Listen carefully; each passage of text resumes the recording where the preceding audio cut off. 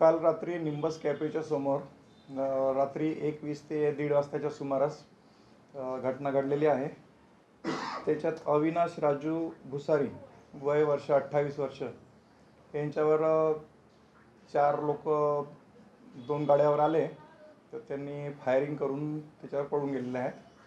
तर त्यामध्ये मयत याच्या डोक्याला, छातीला आणि गळ्याला वगैरे मार लागून त्याच्यात कोकाड हॉस्पिटलमध्ये ट्रीटमेंट करताना त्याचं निधन झालेलं आहे. कुठल्या वादातून हे घडलं, काही कळलं का? आरोपीचं काही हे लागतं का? अद्याप तो याच्या कारणाचा छडा लागलेला नाही, पण जे मयत आहेत यांच्यात चुलत भावा आणि हिरणवार गँग याच्यात काहीतरी वैमनस्य आहे जुनं. तर त्याच्यात बंटी हिरणवार याच्या भावाचा एक खापरखेडा इथे मर्डर झाला होता.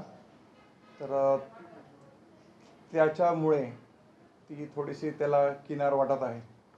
सर, जे आरोपी आहेत ते यालाच मारायला आले होते की आणखी कोणाला मारायचं होतं? कारण तुम्ही सांगताय की जो मृतक आहे त्याचा या सगळ्या वादाशी काही संबंध नाही. मृतक आपला त्याचं रेस्टॉरंट आहे, सोशा रेस्टॉरंट नावाचं. त्याचा तसा काही संबंध नव्हता त्याच्यासोबत.